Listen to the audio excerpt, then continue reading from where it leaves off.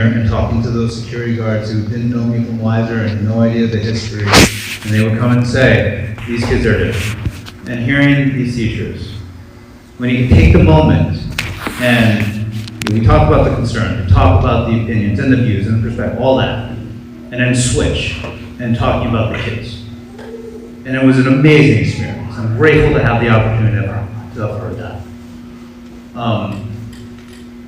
I will absolutely admit that first faculty meeting with those emotions, it was, a little bit boy. But after having the opportunity to speak to as many as were willing, and again, I'm sure others are too, just some scheduling issues. But to hear those stories, once we get over it, to hear their passion for our children, it was really quite something. And it just says that, we're here to stay, and we're going to move forward, and we're going to work together, and we're going to figure out how great we can be. My name is Kate, and I have a 9th and a 10th grader here at LCCA and a freshman and a senior at Hillsdale College currently. I love the teachers here. My biggest fear during all of this is for my students, all of our students, my students in particular, they're in high school, and our amazing teachers, and retaining as many as I can. I've attended many board meetings.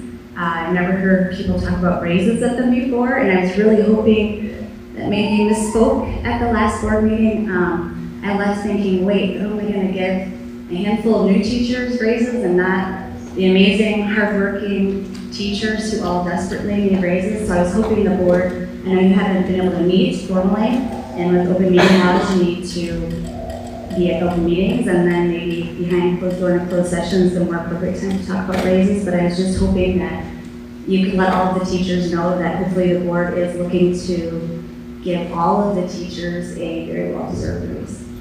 Thank you. Yes.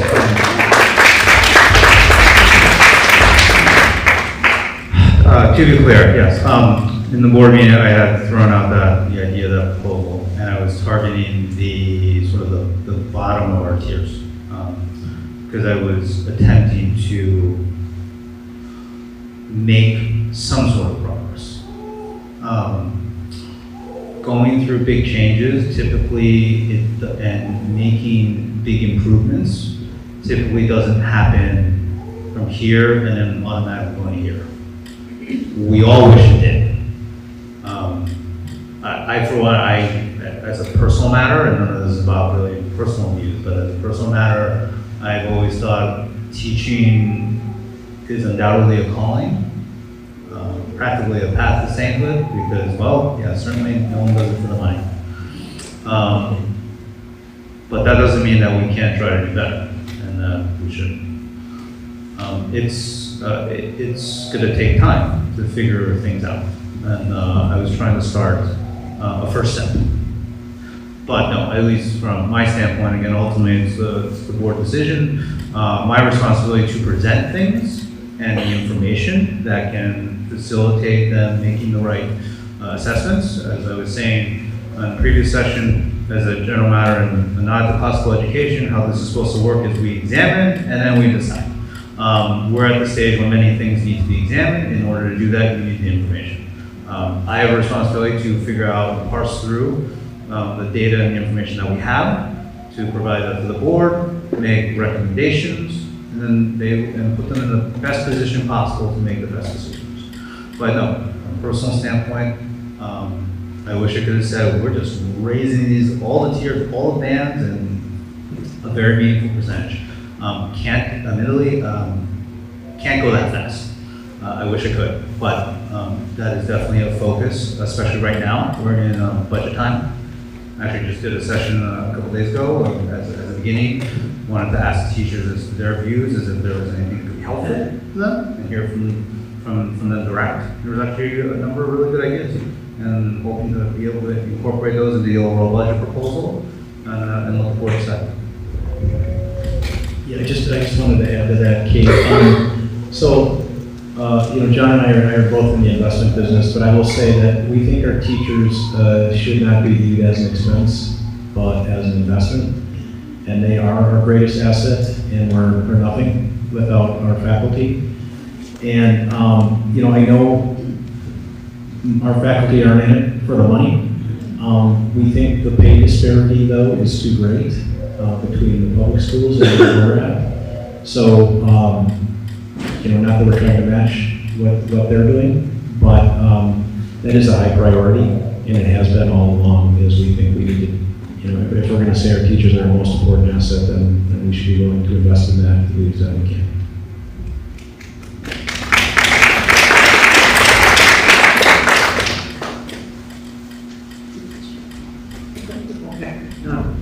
My name is Phyllis, I forgot to tell you. And I'm a grandmother, and I was a grandmother when we had the East meeting too. I'm still a grandmother. It's come to my attention now, my grandchildren are still in the elementary level. There's one at West. There's one at West, she's in 6th grade, but she's still little. But I had a sense last year that there were occasions when there was a disagreement between parents and Margaret, really, with respect to things like AP classes and stuff like that, okay? And that decision, Margaret being head of school, okay, made the decision, and that the decision was a decision. And I think that my sense is that the parents involved were not altogether satisfied with that, which got me thinking about the structure, and perhaps your Carver model is something, since I'm so ignorant of it, that would have answered the question. But the structure of Hillsdale, to me, seems a little bit odd in that the head of school was the final arbiter of whatever decisions were made, and that there was no possibility of any kind of an appeal process for decisions that were still unsatisfactory as far as the families were concerned. My question is there any room in the Hillsdale model for some sort of parental input appeal process? And I think about our government in our country. We have an executive, and we have a judiciary, and we have a legislative branch. And I'm surprised that at least my understanding of the Hillsdale model is that there are no checks and balances that I can discern. I don't know that the board has the actual. Can you clarify that? Yeah, I will, and then I'll let John comment on it. But so one of the things that this doesn't speak to the appeals process generally, but one of the things that I know John had wanted to implement, alluded to a little bit earlier, is to have some more input into how things potentially are structures and how decisions are made. Not that input's going to dictate what the decisions are, but just at least to have everybody at least feel like they're heard, and when a decision's made, people know why it was made. Whatever it is, there's going to be somebody that's not satisfied. So that's something we think that we can improve on. The other thing I'll mention, that the Carver model, the board actually can dictate what the head principal does through these ends policies that John mentioned. So just we have no intention of doing this, but I'm just telling you, like, if the board decided as an ends policy we needed to change our grading scale or something like that, the board would have the ability to create a policy, and then it would be the leader's duty then to implement that policy. So that could be a way it's implemented. Again, no intention of doing that, but just as by way of example. John, would you come?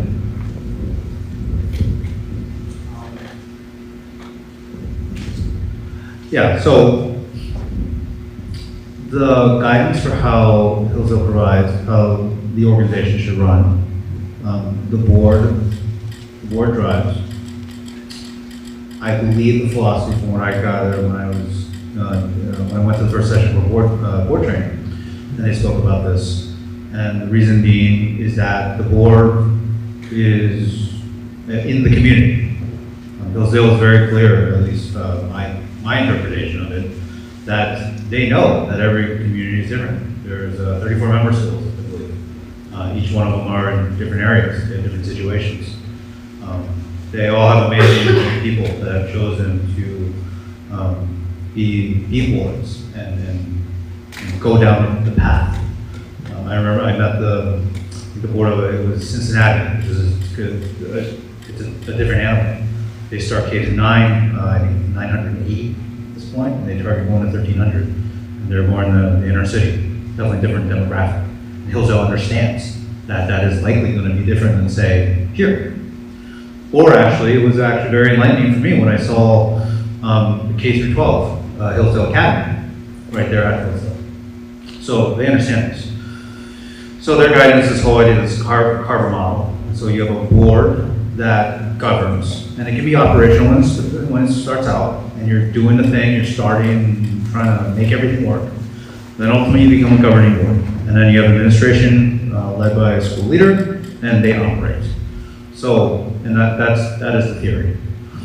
What is critical in making that work, speaking to checks and balances, I believe my understanding of it, as I've thought about this, the checks and balances will only be able to come if there is a very specifically defined set of the end policies or the outcomes. What are we trying to achieve? The board says we're trying to achieve these things. So then if you have those very clearly defined, then you can have leadership say, you need to go achieve these things. And then you put in metrics and all that sort of thing. And then you can review in whatever cadence and period of time that you want to review it and say, okay, what happened? So I think that's the theory. And that's the recommended structure. I think one of the things that we, and again, look, this has been a gigantic endeavor. You know, let's take a step back, and I know there's tensions, there's concerns and all that, but when you think about where we've come, and we had a graduating class last year, we're having another one there, the things that should be celebrated, like from where it started. This has been a huge undertaking. So many successes in the face of, yes, there have been disagreements, there's been concerns, there's been challenges, all this. And as we go forward, and we want to improve, you know, it's also been amazing to hear the faculty. I forgot to mention for this session, when I had the one-on-ones, I prompted 2 questions to give some structure to it. And I asked them, what do you most hope for your students, and what do you most hope for yourself? And when thinking about those things and the suggestions and the ideas and the hopes that they have, they're going to be wonderful things. I wish I could just set my fingers and make them all happen. Unfortunately, we can't do that, but we can make little steps to get to all. And in order to really do that, it's important for the board to be able to come up with those set of outcomes. But whatever, you know, guidances, structures, legalities, rules, those are important.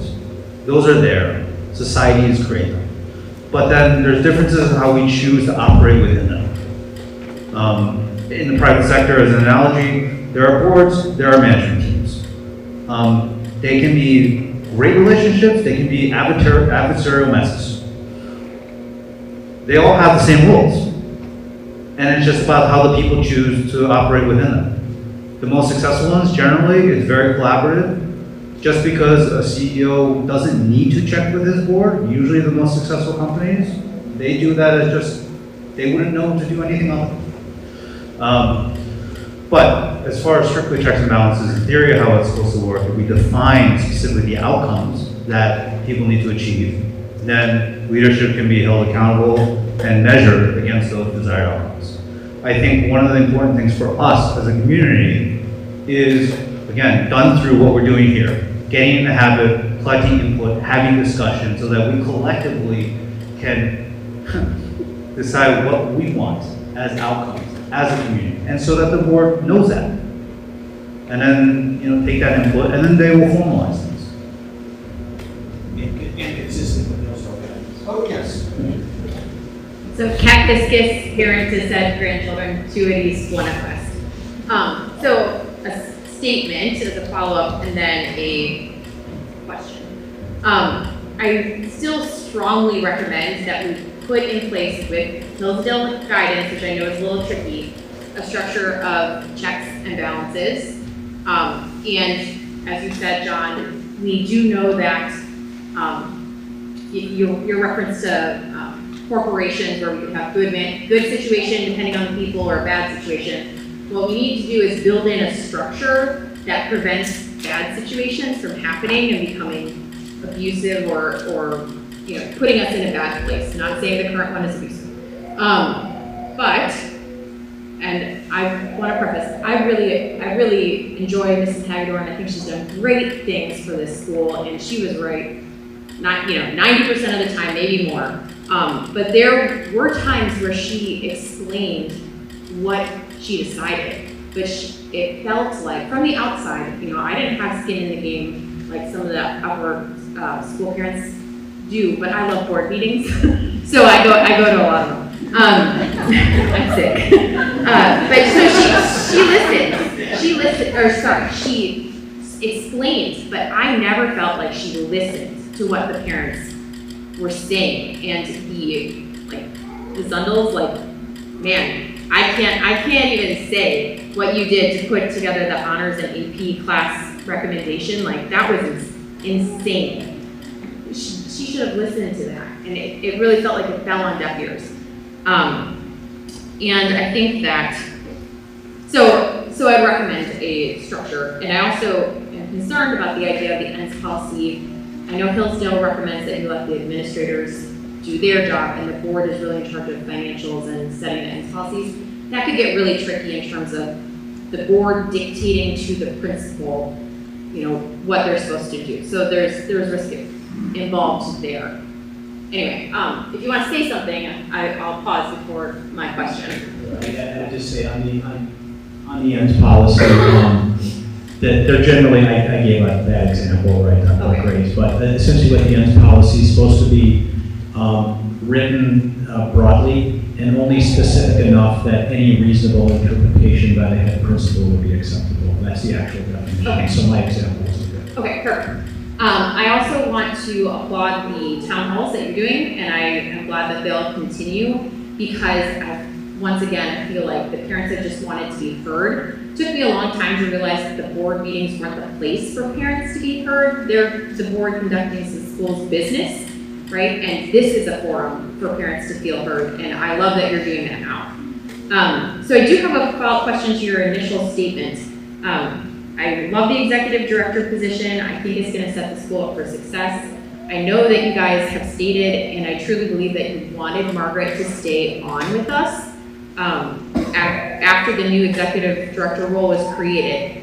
It feels a little disingenuous that with the addition of the new head principal that wasn't planned at all, that the executive director position will then be disbanded. So could you address a little bit why we bring on a new head administrator, and then the goal is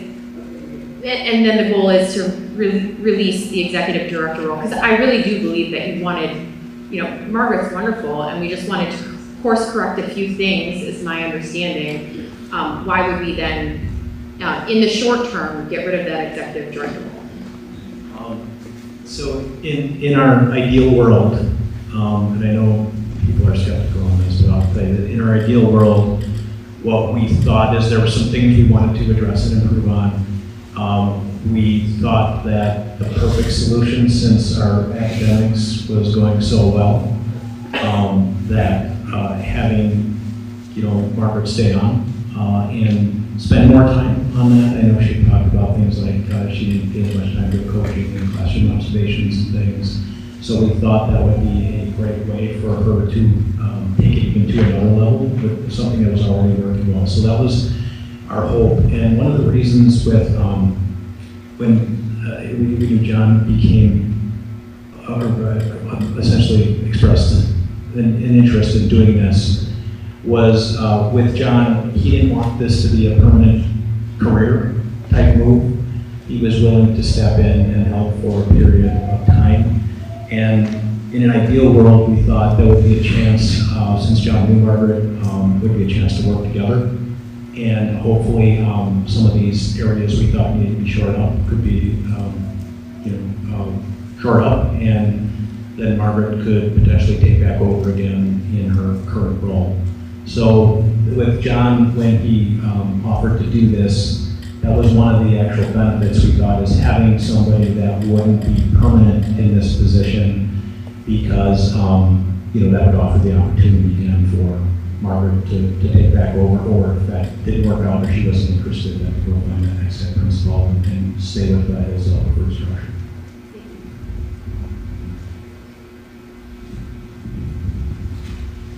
Any other questions?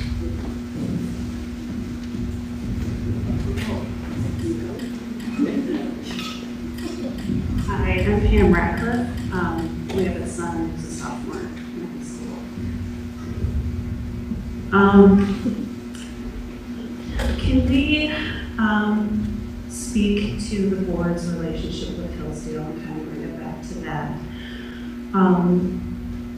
There's been a lot of talk about, and I love LCCA. I have 3 older children who are now in their 20s. We have homeschooled extensively. We've used public school, Christian school, hybrid school. We've done a lot of things. And I'm speaking from a point of really loving LCCA. And I think what makes this place so special are the teachers. I mean, bar none, our teachers are phenomenal. And the curriculum is fantastic. It's tough. My son doesn't have the best grades, that I would like, but he's learning, he's engaging, and the teachers care about him. And he comes home and says, we have these discussions. I mean, it's fabulous. And the culture is different here. And yes, there's some element of it's not what it is other places, and that's really attractive, but that is because the teachers, the curriculum, the studies draw a different kind of family, what we're looking for. However, I see all those benefits, the culture, the teachers, the curriculum, the training they get. They're not what we're doing or building, they're what our partnership with Hillsdale is establishing, and they're all trickled down. It all trickles down from that. The training our teachers get, the curriculum that we use, the success they've had over several decades of ideal structure and procedures. And so I guess, could you address the board's relationship with Hillsdale? Because, through open records, I've seen some have seen some of the written communication between Hillsdale and the board. And Hillsdale, from November forward, has made it clear that things were not done according to kind of our operating partnership with them. They've used language suggesting that they don't know that they're going to be able to continue working with LCCA and the board. And that is just extremely concerning, because not just because some teachers might not stay, I mean, that's huge. That is huge, because we have the best teachers. So can you speak to that? Because if you just look at the written record, it certainly appears that it's not just, like everybody gets put in this probationary period. But they've used language that is very indicative of the fact that they are unsure of their ability to continue the relationship with us. And that is a huge concern to me as myself. Yeah, when did you come in? Did you come in, you weren't at the first session, I'm assuming? No. Yeah, okay. I just wanted to make sure I wasn't repeating something I already heard. Hillsdale obviously wasn't happy with this decision that we made. We felt, and actually it is, and Hillsdale agreed that, under the best practices section of our contract with them, that their exact words are, the choice of school leader shall be solely at the discretion of the institution. So we did operate within that agreement, they just didn't like that decision. And I won't bore you, but I could give you a number of other things where we felt we were within Hillsdale guidance. And one of the things is they call it guidance instead of an edict or a mandate, because the idea is that obviously they don't want every school running off doing different things. There's certain boundaries you have to stay within. But they do that because they understand there's idiosyncratic situations. The board is closer to the school than Hillsdale is, several hundred miles away. So they allow for that discretion, and we exercise that discretion. We thought it was important in this case. As far as the relationship goes, there's no doubt Dr. O'Toole was not happy with what we did. She made that quite clear. Early on in my opening comments, I mentioned some of the things about our relationship and how I thought things were on a good track, or at least a better track, where we're meeting weekly with them now. We've agreed on any communications that either from us or from them, we're showing it to the other side before that. I mentioned that they told us on multiple occasions they want to work with us. They're investing the time to meet with us weekly. That's Dr. O'Toole herself. I mentioned too that, and I'm only mentioning this as evidence that they like us to work with their legal counsel. So those are all things that I view are evidence that they are looking to work with us going forward. And they're mad that we did this because they said they didn't prefer we didn't. But we thought we were well within the guidance and the boundaries, and this is one of those rare cases where we felt that it was worth exercising the discretion.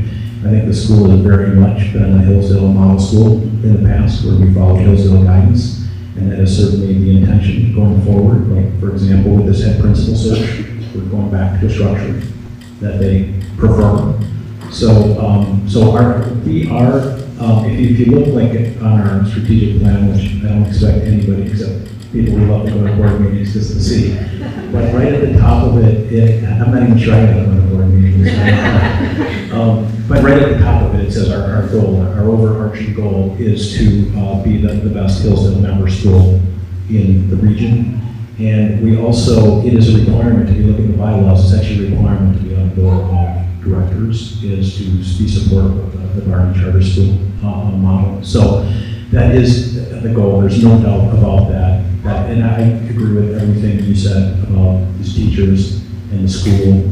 And that is what we're here to do, is to maintain our member status with Hillsdale, and we'll continue to work towards doing that. They obviously control the ultimate decision, but we feel like we're on the right path with them. And I don't want to go back and be defensive about why we made that decision, but I'm telling you that just because I don't want you to feel like we just said, screw you, Hillsdale, we don't care what you think. That wasn't it at all. Thank you. I really appreciate that. And I just want to reiterate that I would hope that is kind of like our first priority. I have no doubt that Hillsdale's very willing and wants us to succeed, wants to work.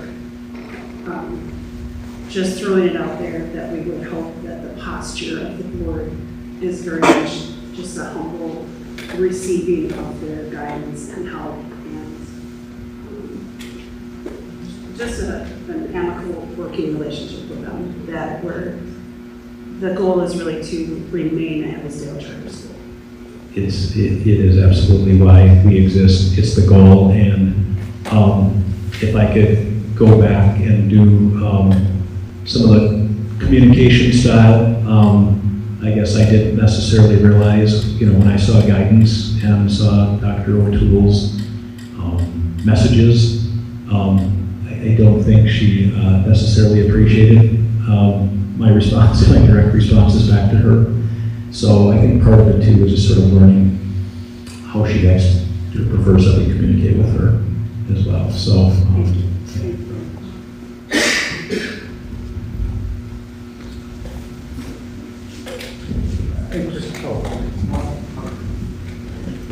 I just wanted to add something, because this is, turns out you get the opportunity to learn a lot of things when you just ask a lot of people a question and you listen. And I've had the opportunity to do so. I agree with you. We're grateful for Hillsdale. Grateful that there is this institution out there that stands for what they do.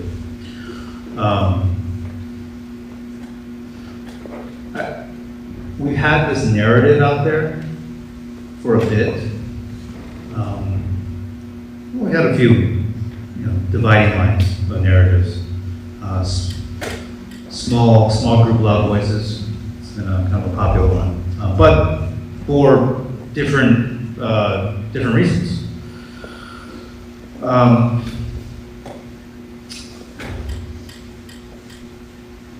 Your conviction towards Hillsdale, outstanding. Hillsdale is a part of the bylaws of this organization. It is foundational. But I would say, after hearing a lot of people, actually both staff, faculty, staff, and parents, that there's the ultimate drivers. There's been a mix. You would put it, sometimes you can rank things 1, 2, and 3, but all 3 are critical anyway. So you're kind of debating at the margins a little bit. Hillsdale, the students, again, extraordinary stories of how our families, how our faculty sees our students. And none of these things I don't view them as opposing to each other. Sure, maybe we can sit here and rank them 1, 2, and 3, and we can be very high conviction about what should be number 1, but all 3 of them are important, per se. And so the way I view things is that, well, these are not things that are in opposition with each other. These are all viewpoints that we should use them together. We're all going to have different perspectives. Same foundational desires and big picture outcomes. Same moral grounding, thank goodness. But different perspectives. So let's use that as we move forward. I just wanted to note that. Just to follow up on that. You said small groups, loud voices. You name just one example. You just named as an example 3 different things that we could rank, but you feel all of them are valuable equally. So with the very different small groups, loud voices that we have, each one of them seeming to pick on one of those things, what you experience from whatever is passion all the way around. Absolutely. However, sometimes that passion comes across as being contrary, contentious. Don't wait for the principal to get here. How are you, as the school leadership now, going to unify our disparate passions, our disparate priorities to lead us as a team? I've read some of your emails. Very good you-rah-rah. I'd like to see how that you-rah-rah is actually going to function with the different passions you've seen that sometimes butt heads with each other. So these things I found often take time, and that's always the case.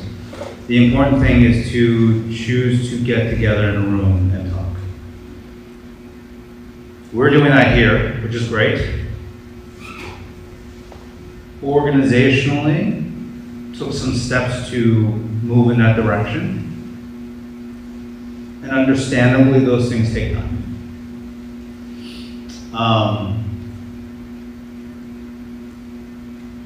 We had a quick one yesterday, moving from 101s to trying to assess something, examine something in a small group.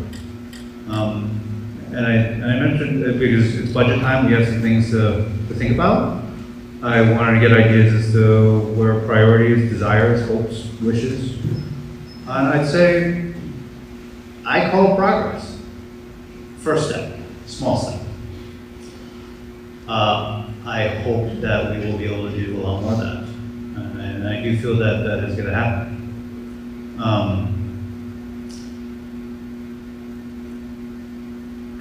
I've spent a lot of time speaking with Dr. Wozniak in particular, and speaking about trying to figure out what should be the operating system of how we function. Which there's figuring out the system, and there's making sure that, well, the people get involved. We're doing all these things together, kind of all at the same time, and figuring it out. And all I can say is the path to it, as I'm finding, the best I can find is to do it in small steps and work with what we got. I think it was a little bit of a challenge to get people to get everyone to want to talk to each other. Passionate people, sometimes you can't quite put them in the room. Sometimes it takes together, sometimes it sort of takes a little bit of time, and then you get them in the room. I'd say we're starting to get there. And we're going to keep on working on it. Best I can explain. Hi, my name is Denise. I have 3 kids here. I used to be the band and orchestra director here as well, but family emergency, God calling me back to my house. I'm not about to disobey the Lord, so it had nothing to do with any kind of conflict, just in case people didn't know that. I'm just being obedient. I was wondering about being a member school versus a candidate school, and I'm not going to, I've been at both, so I'm not going to rehash anything you haven't said. I'm curious, because you've said that this isn't an exact quote, but basically marketing with, okay. Does that apply to, like, there's free Zoom calls that member schools have access to, there's the conference that we all were able to attend for free. Does that still apply? Because going to those and those calls, basically that changed my teaching, it changed my programming for concerts, it gave me a ton of ideas and a lot of life, and so I was just wondering if the teachers will still have access without cost to them with that. The answer is an unequivocal yes to that. The things we mentioned, the website and the marketing materials, that is the only thing we have been told that needs to change, and all the other resources are there.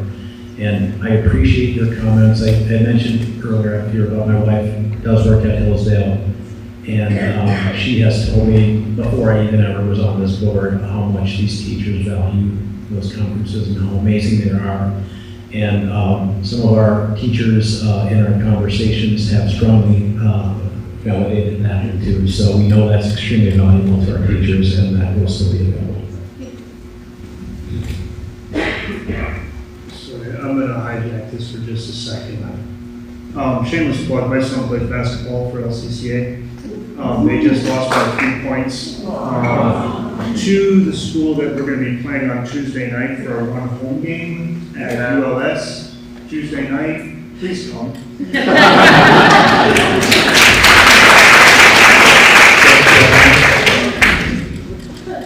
What time is the game? Where's your wife? Where's your wife? I'll get to it in just a second. Okay. Probably 7. Okay.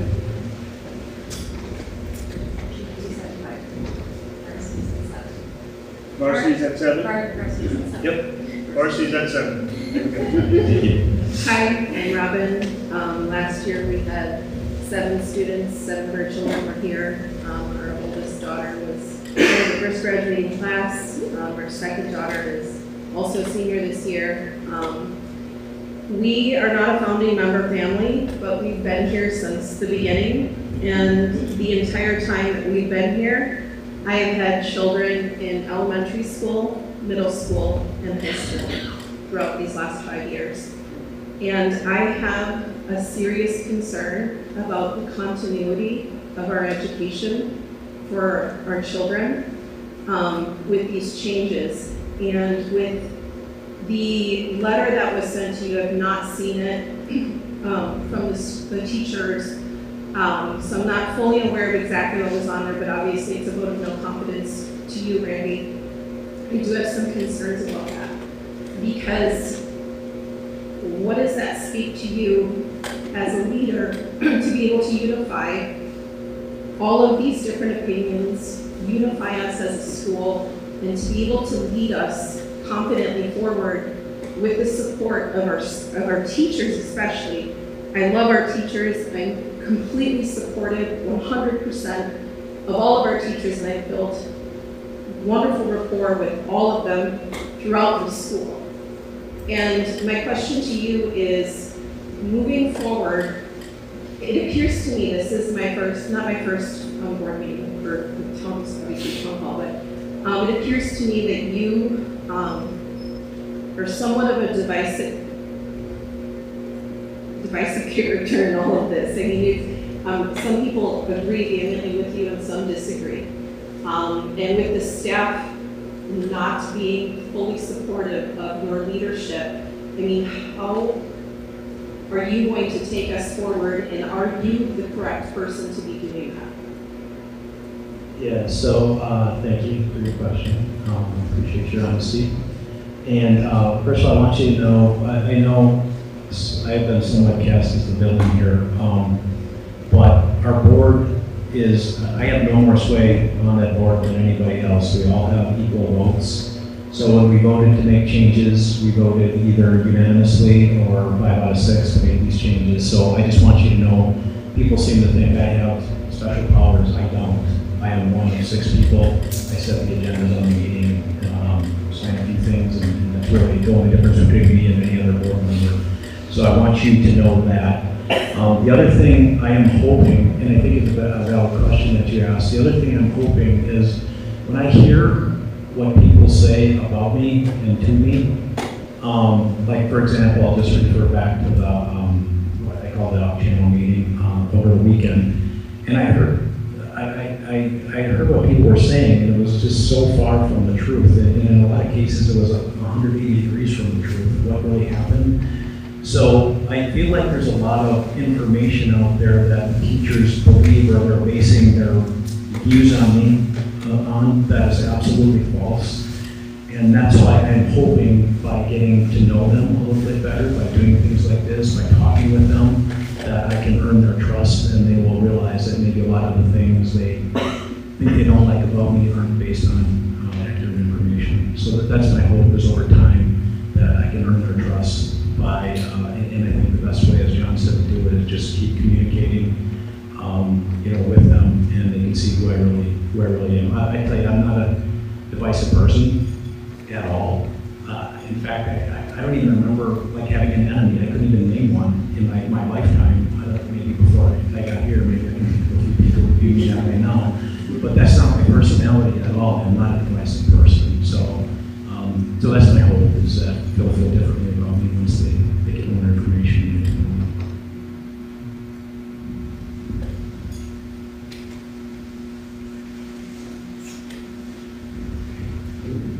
I'm going to pick up some kids, but I think just as a closing, or somewhat near a closing thought, I said something in the first, but this is different. My name's Carrie. I am one of the founding families here. We've been here from the beginning. I remember walking this building 2 weeks before it was going to start, and there's this optimism of people like just the knack for like, oh my gosh, like, and they knew somehow they had the vision, and what they pulled together is nothing short of a miracle if you saw what things were at. And so being part of the founding members, I just want to just bring it back to also reminding people, for most of the people that came here from the beginning, and different people, I feel weird, like, most of the people that came to this school, it really wasn't even because of a specific curriculum per se. People came because people had a different passion to want to see their kids in a school that was going to be grounding them in life, in character, and everything else.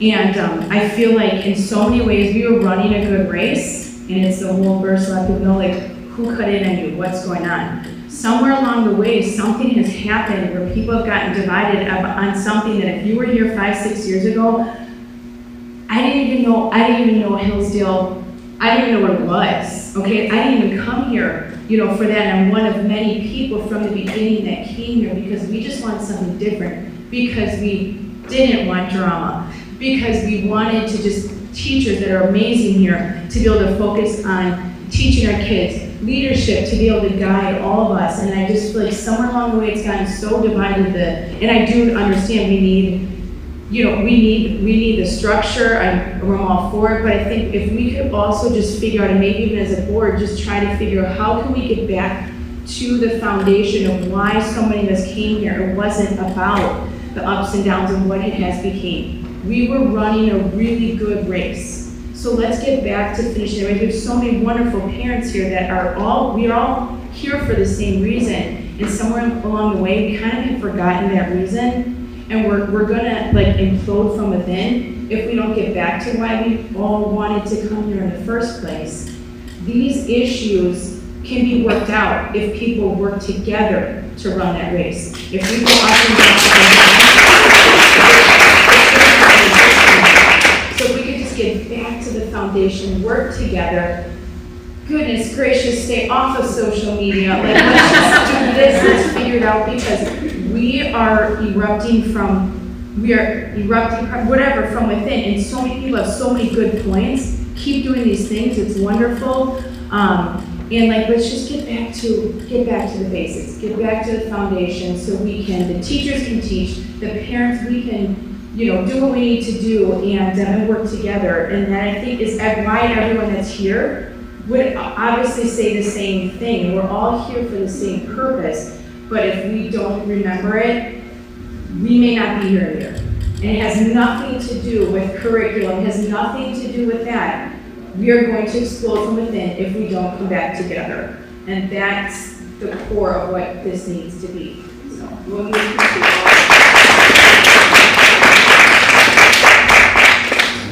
my name is Dan.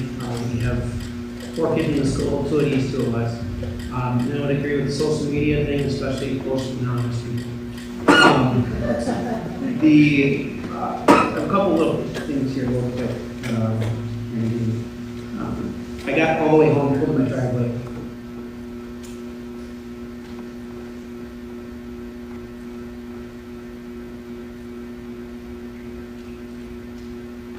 I was talking to my wife, and I thought of Charlie Kirk. And I wear this sweatshirt all the time. Because he stood for the truth. And he wanted, and he never backed down from it. And he pushed for it. And I wept when he cried.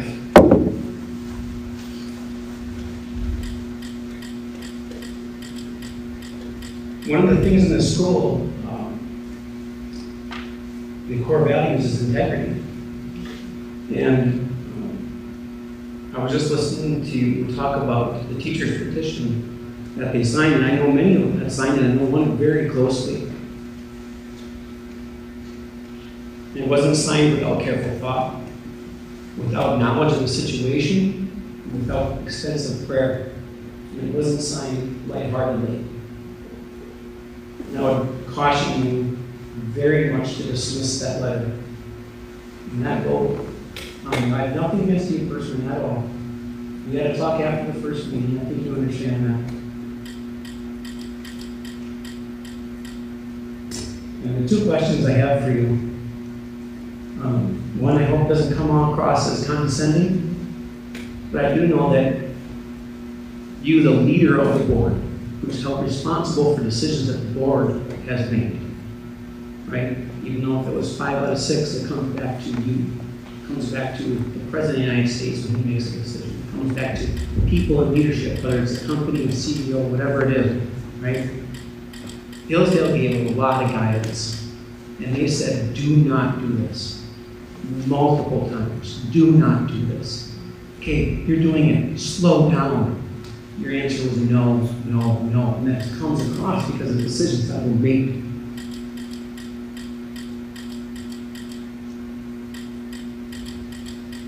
So a non-condescending question is, do you feel that you know better than Hillsdale College, who gives guidance, very particular guidance, to many schools, not just one, because they've been down this road where we're at right now. We've been down before. They said it does not work, and we did it anyway.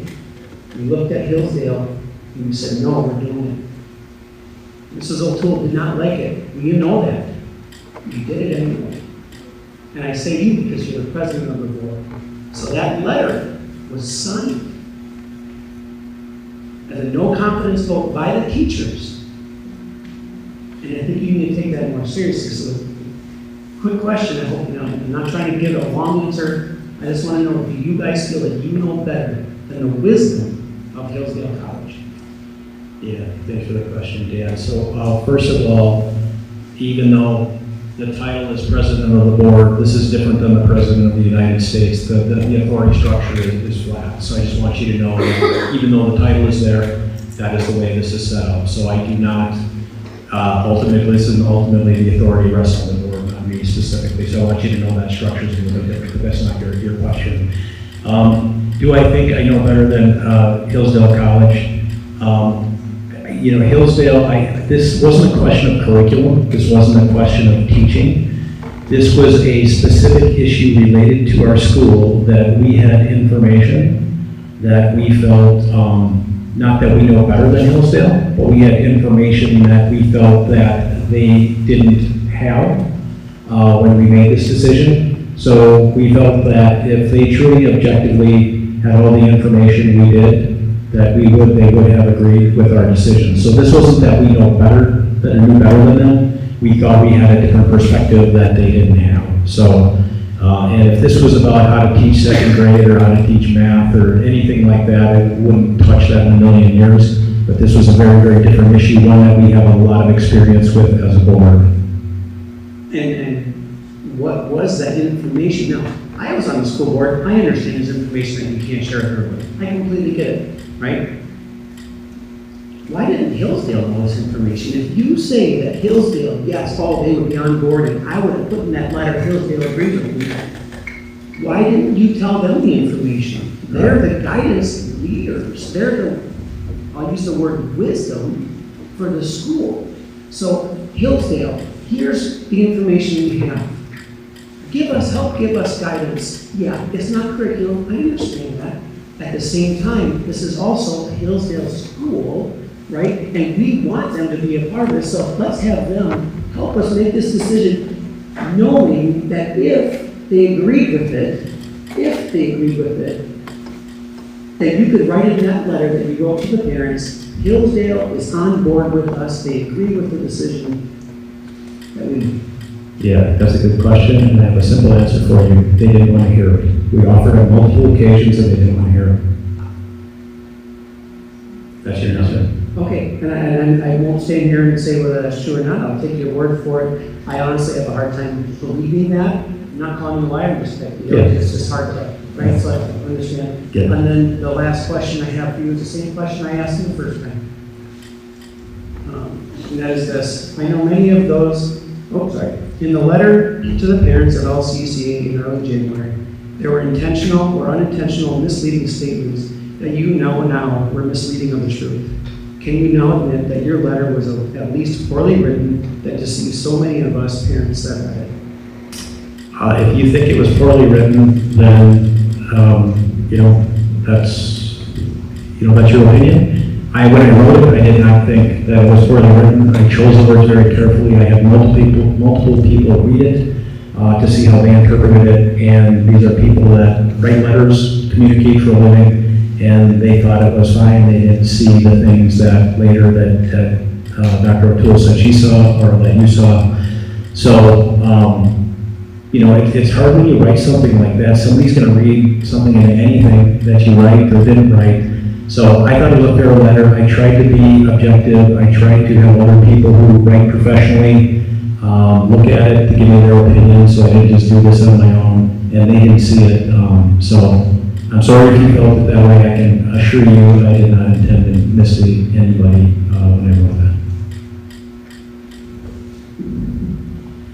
All right, I think we're at after 9. Oh, is there one more? Okay. Go ahead, Terry. I just want to thank Mr. Wu and Mr. Gutzel for their incredible leadership, because I feel that children are a precious trust, and every child deserves a school board that will focus on them and put them first. And you guys have given me just that and more as well. We feel valued by our board and we're grateful for the care you've been giving our children. And I fully support the direction that they're taking our school. And as a founding board member of LCCA, I sat in 5.5 years of board meetings. I've missed fewer than 5 meetings. Those were for the births of 2 of my children. And I've never felt that the LCCA board president and the lead administrator of the school cared more about our children than I have in the last few months. So I want to say thank you.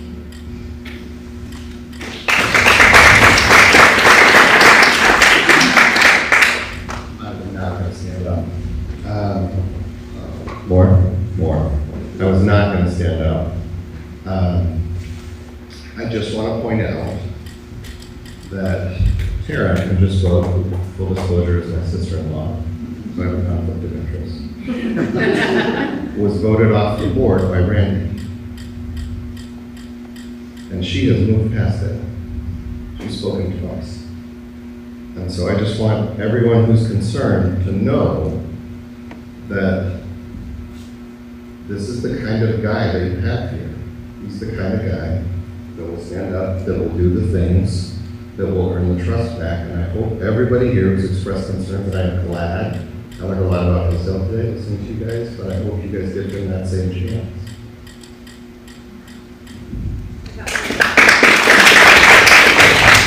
Just to wrap up as well, I am going to stand in full accord with the teachers who wrote a no confidence letter to you. I know you're expecting this, but this is also a no confidence letter signed by a number of families, just letting you know that we got copies to give to our school members of the board, letting you know that we stand in full accord with the faculty.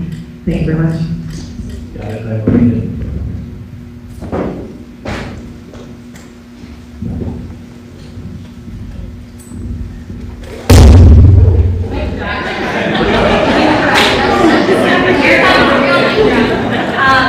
I was not going to come and say anything because I have prayed so much for this place. This place has been a prayer. This place has truly been a prayer. I remember when it was just being talked about. It was being talked about, and I had just prayed that day. I said, God, my kid cannot wear a mask, so I'm homeschooling. I have 4 kids in 4 years, 1 month, and 1 day. We had just moved to a brand new house. I had a 5-year-old, a 3-year-old, a 2-year-old, and a 1-year-old, and a dog that was making messes everywhere. It was chaos, beyond chaos. It was a blur, and I have an education background. So it was like, my husband and I talked about it, we prayed, we were like, we can't send our kindergartner to get a mask. So that meant my only option was to homeschool. And I was crying about this because I was like, God, I know I cannot do what I am supposed to do. I know what, I worked at Brookfield Academy. I know what's expected. That is my heart. I know what I want for my kids. And I just was crying out to God. I said, God, I have a 5-year-old that doesn't want to learn how to read right now. But I have a 2-year-old that's potty trained, and I have a 1-year-old climbing counters. And it was too much. And I had a neighbor, and she had just said, Jenny, and they was literally that day, she's like, they're opening up a new school. And I'm like, really? And I'm like, oh my goodness. And she's like, yeah, it's affiliated with Hillsdale. And I'm like, oh my goodness. And so I heard about it, I'm like, this is the answer. And so I just felt in my heart, this is the answer that God was giving us for that moment.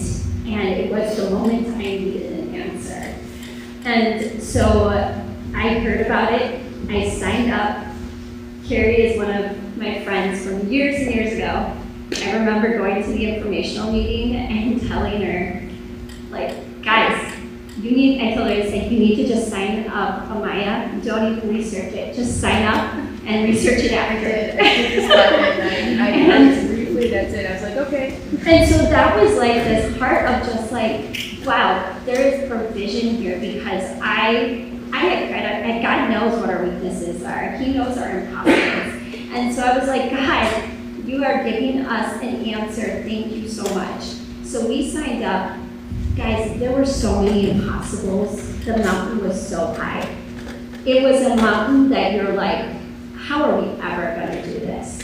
But the thing is, with God, all things are possible. And he showed that over and over again. There was such an over and over again wow moment, wow God, mic drop. Not me dropping the mic drop from God. And that was when, like, gala, I was on the gala with Carrie and some of these other wonderful people here that have been through all of these different stages of LCCA. And, I mean, procurement happened in just a matter of weeks. I don't even know how that gala was pulled off without giving God the praise, because he brought the team together. He brings us together for a reason. He brings us together so that we can do things for his good. And that is what we have to remember. This is where, when I sat in that meeting, Christina came up and said, we don't have a board. We don't have any board. And we need a board so parents have a place to get things done. So she asked the gala team to be the board because there was nobody else. And we were like, yes, let's get it together so we can get this done. We want the best for our kids. We want the best for our school. We want something different than what the public school has been giving us, because the public school is not the answer. We want our kids to be invested in. We want our kids to have leadership. We want them to be equipped with the virtues. We want them to be equipped for this world, because those are our future leaders. If there are future leaders, how can we equip them and how can we be a part? Because we are called to be integrated into their lives. God gave us each of our kids as a gift, and he's entrusted us with that gift. And as I was praying, I felt like God had given me this story of, like, these kids were specially being picked. There is a Gideon moment here. God has handpicked these kids. We don't know what our kids' future is. Only God does. But our choice is to trust him and to walk in that. And we need to be obedient to that. And that's messy, because sometimes it's hard not to get fearful with the circumstances. And it's kind of like the whole camp thing. It's like, okay, my circumstances and God through here, or am I putting God and my circumstances through here? Because if I don't put God first, my circumstances are going to get me in quicksand faster than I can think. And we just fought and fought because we knew God was here. So one of the things that I had shared with them, and thank God that we had such an open community. So many of you guys, I know you all love God. So this is where I'm really sharing my heart right now. But I tried to say, the only way this school is going to last and be something of value and established with legacy is if we start praying. We need to be the praying parents. We need to bring prayer back into schools. Do you know that in the 1960s it was required that we had God classes in public school? That's gone now. But we have been given the gift to bring it in. And I just thank God for that. And this is what I just want to encourage us with is, there's been so many things, like the first school fell through. Town of Summit said, we don't want you as a school. There's no school allowed. So Abundant Life said, pulled out, said, oh, you can't be here. You can't take the school. These two schools were found in matters of weeks. They were a mess. You want to talk about a mess and see the pictures that we walked in? These first families, they said, okay. And that was an impossible that became possible because we came together as a community. Things happen when we came together as a community. It doesn't happen if we separate and divide. We need to get back to this community. We got to remember, this is for our kids. Our kids are watching us. Our kids are watching how we are talking. They're overhearing conversations. And God, I just keep praying because I've been praying around school every day this year because God told me to. And he reminded me because it was like, I said, God, what is my assignment this year? And he said, well, last year I told you to pray around the school. And I'm like, oh yeah, I forgot about that. So I had to apologize. I was repentant. I'm like, God, I wasn't obedient. And so I'm like, I could be not partnering with you in something you want to do here. And so I made the choice and the commitment that this year I was going to walk around East Campus and pray over this campus. And guys, there's been a lot going on this year. There's been a lot, but there's been so many cool things. There was a cross over our school here earlier this year. That day I was not here because I was at a retreat. And I said, God, I'm trusting that you have the school covered since I'm not there. And I got a text saying, hey, the school is covered. There's a cross over the school. And God just keeps sending those hugs to us. We need to look at those hugs. We need to look at those things so that we remember where we came from, what He has done for us, and what He's going to continue to do because He is a faithful God. And that if we start looking to God, and I know we all are seeking God on this, we all want God's best. So I just want to just pray and that we can just partner with God's best for our school. Because this is hard. I just love all of you guys because the more I pray for each of you, the more my heart is just for this school and for the teachers. There are so many people that put so much into this, and it is such a gift that we have, and I just really am thankful for it. So Lord, we just thank you for this night. We thank you that you are here. We invite you into this situation. And God, when you say that you stand at the door and knock, we are answering the door to the mess of LCCA. It is a mess. And we know it's a mess, but we know there are so many of us that love you. So Holy Spirit, I just invite you to come in to breathe your breath into each one of us so that we hear you clearly. And we thank you, Lord, that you are disengaging, disarming all of the disunity and the chatter. We thank you, Lord, that you are the God of light. Jesus Christ, we invite the light of Jesus Christ into this in your glory light to shine forth and to ignite the fire of the Lord into each one of us and to bring forth your plans and purposes for the school because they are good, Lord. And I trust they are good. And I thank you, Lord, that your plans and purposes are overriding all of our intentions because, God, you are a creative God. You give creative strategies and solutions. So even though the answers we think are the right answers, we thank you, Lord, that we can trust you as a good Father, and you are providing the best answers for us, for our families, for our teachers. And Lord, you are the God of peace, and I just thank you that you are just restoring peace to every heart, to every household, everyone connected to the school to be a place of rest this weekend, every place of regeneration, and just that we can enjoy our families this weekend, Lord, and that we can just come back together, unified with what you have for us. And a blueprint is being instituted right now in Jesus' name. We thank you that your blueprint for the school is being delivered to us, and that there's going to be divine insight and understanding in Jesus' name. Amen. Amen.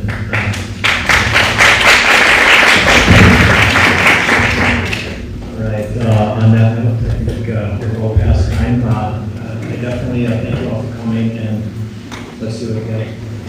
So what we eat and we have.